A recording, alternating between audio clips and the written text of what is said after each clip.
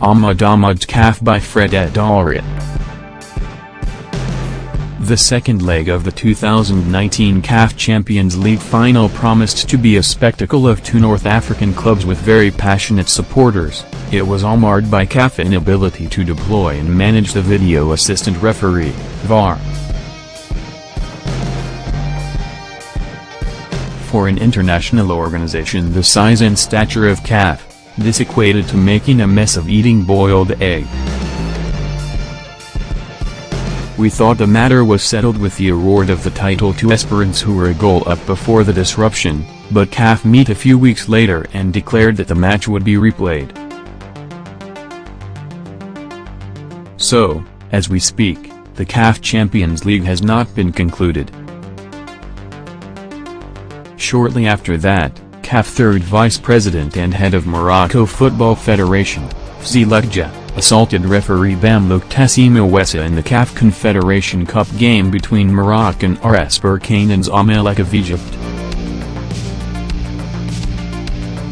The CAF Disciplinary Committee headed by Raymond Hacks rightly recommended a minimum of 1 year ban and negation 50,000 fine on him, but CAF President Ahmad was loath to implement the sanction as FIFA and Football World Watch. While we wondered how the provision or operation of VAR could be of such difficulty for CAF, how it could go back and forth on the conclusion of just a football match for which there are clear universally applicable rules, and how CAF could still consider its referee beating third VP fit and proper to sit in its administration, we didn't know these were just a tip of the iceberg on how badly its governance had dipped.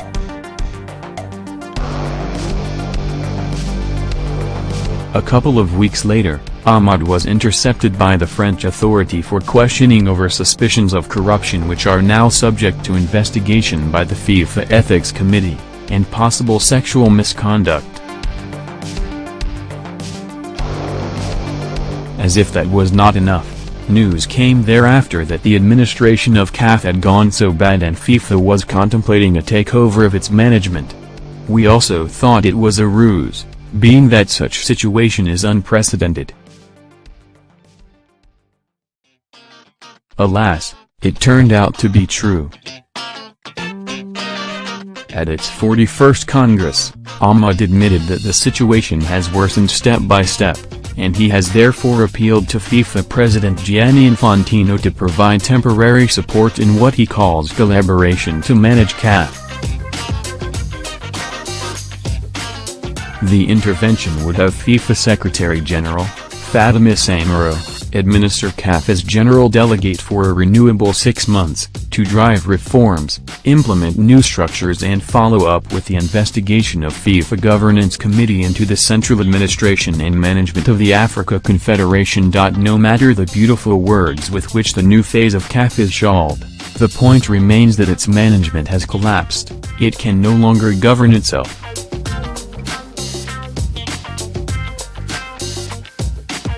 If it was a football club, it would be said to have gone into administration. The development in CAF is a paradox on the new era of world football, which had promised a new look, clean and corruption-free management, and, particularly, a betrayal of the vision of the team change which led the charge for Ahmad's ascendancy. Sadly for African football, it does seem Ahmad rates holding on to power for its becks more important than good governance. So, while he didn't have a choice in the FIFA takeover of CAF, given the mess he has brought the confederation into, his only strength is in the power to sideline those who seem to know better and have the boldness to call him to reason.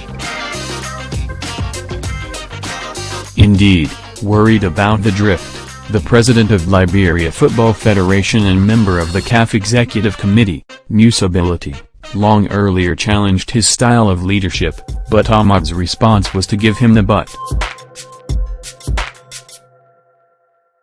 Things got to a head that the former Secretary-General of CAF, Fahmy Omar, was forced to blow the whistle on the decaying state of affairs. Ahmad also gave him a kick. Disturbed by the progressively outlying spews in CAF, The Nigeria Football Federation president and member of the executive committee, Ahmad Pinnock, penned a passionate appeal to him, several months before the FIFA takeover became irreversibly imperative, pointing out that their planned reform was derailing, warning of an imminent collapse and urging him to amend his ways to reawaken their change mantra to attract greater goodwill and respect, such as would provide a smooth sail for Ahmad into a second tenure.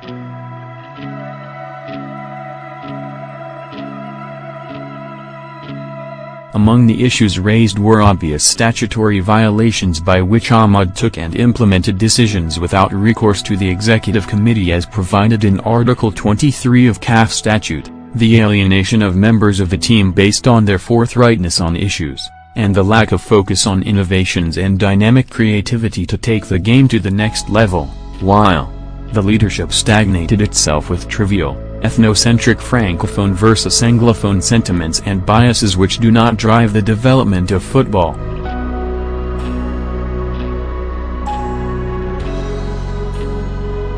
Rather than rely on divisions to sustain power, he asked him to use the power of football as a universal language to bring various sections of the continent together.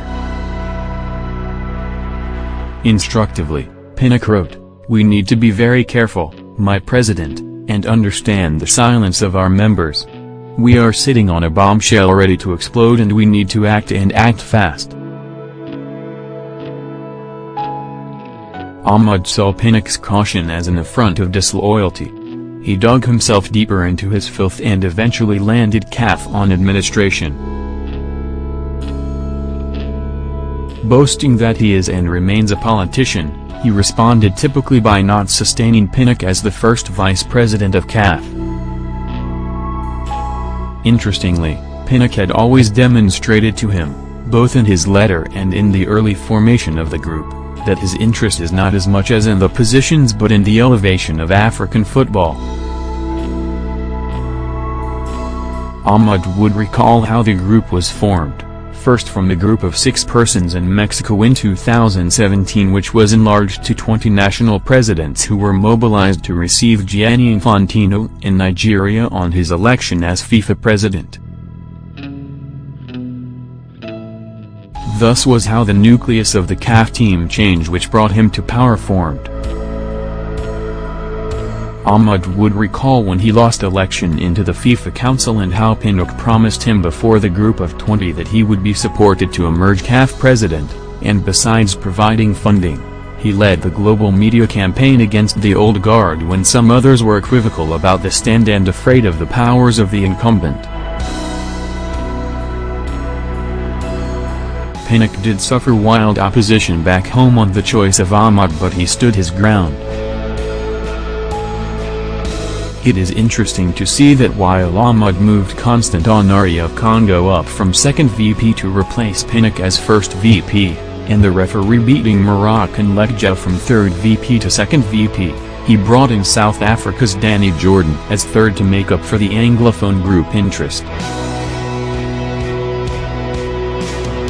It was the same Danny Jordan he desperately wanted to stop from going into the FIFA Council in preference for Malawi and Walter Naomi Landu, until Pinnock and CO prevailed on him to let Jordan be so that Walter can serve 4 years in the CAF Executive Committee where much work is needed, and thereafter be supported into the FIFA Council, at which point Jordan would have clocked 71 and not longer eligible.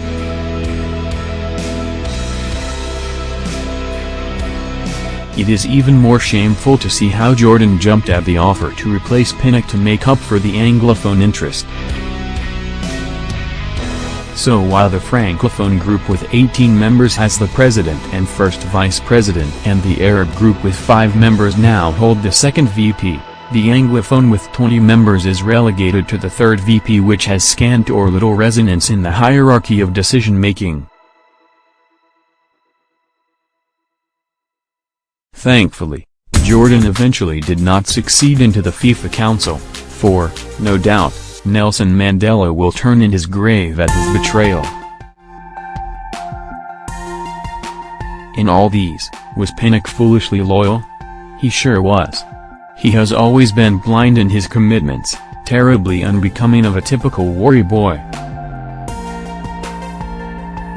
It always showed in his relations to former Nigeria sports minister, Solomon Dalung, whom he continued to show tremendous deference despite his obvious obsession to bring him down while in office and possibly even now out of office.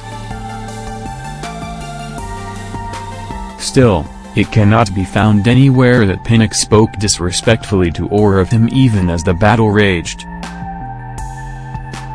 Not a few of Pinnock's peers in CAF have confessed that they suggested to him to latch at Ahmad's failures to project himself into the CAF presidency as first vice, but they were disappointed that he refused to play, insisting that it was important to maintain stability in the leadership of African football. While that may speak positively, there is still the need to be politically correct, but the question is, does Pinnock really want to remain part of the Ahmad failed and apparently corrupt leadership in the full glare of the globe? The answer shows in his passionate warning for corrections, which is better loyalty, but when Ahmad refused to heed, he also did not struggle to be retained. However, while Ahmad might be politically correct with his Machiavellian approach of backstabbing those who pushed him up, simply for pointing out his failings, it remains a treachery of unspeakable malignity for him to have lent himself to the persecution of Pinnock back in his home country. In the craze to do Pinnock in, the Special Presidential Investigation Panel on Public Property, SPIP, twisted a portion of the NFF audited account narrated by the bank as payment for CAF Congress and others, being that the first item in the set of withdrawals was an expenditure for 2014 CAF Congress.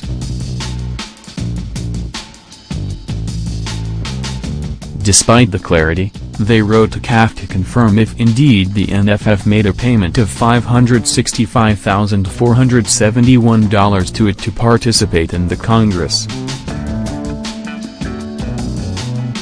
Unbelievably, CAF responded to the SPIP without as much as calling the attention of the NFF, its direct affiliate body, to the inquiry. It was meant to provide the SPIP an instrument to nail Pinnock and the NFF leadership, but it was all simply senseless and puerile. It is so because the audit report never ever claimed that the NFF paid money to CAF. It clearly specified that out of the $565,471 in question, $19,269 was paid as travel expenses and esticode for the 3 NFF officials in attendance, while $237,161 was spent on the Super Falcons match expenses, bonuses and allowances for the 2016 Olympic Games qualifier against Mali, $212,078 on the U-23 in same 2016 Olympic qualifier against Zambia, $88,297 as severance to the former NFF Secretary General, and $8,344 for February 2015 salary to NFF staff.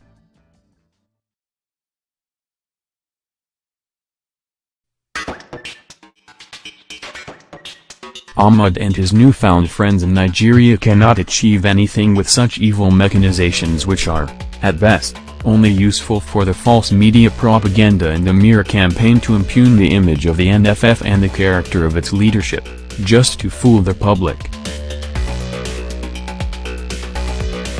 As we speak, convinced that CAF is headed for a complete financial meltdown and irreparable damage of its reputation due to the actions of its leadership, Bility is headed to the Court of Arbitration for Sports, to challenge the FIFA takeover of CAF, which appears to have been arranged to keep Ahmad afloat despite the odor oozing from his mess, and also to compel CAF to implement the forensic and management audit which was recommended by the Executive Committee but which Ahmad seems to be dodging.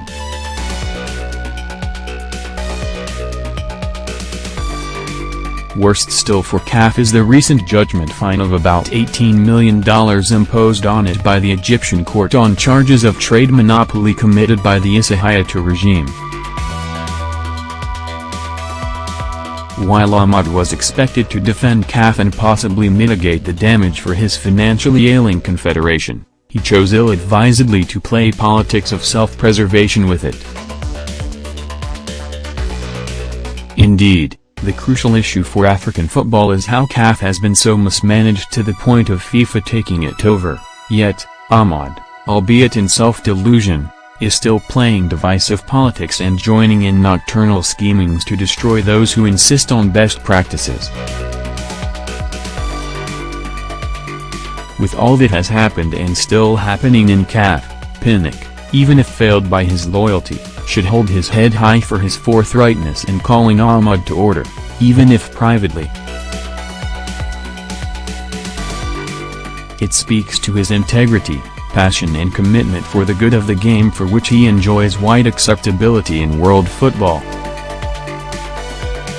He has demonstrated this with the engagement of world-class accounting and auditing firm, PricewaterhouseCoopers, in financial advisory, financial derivatives, in the management and accounting of the Nigeria Football Federation, which he presides over, including publication of its audited accounts for public viewing. It is up to African football to choose to embrace such best practices and live right, or remain in the odium of shifty procedures by which it is now to be managed from Zurich.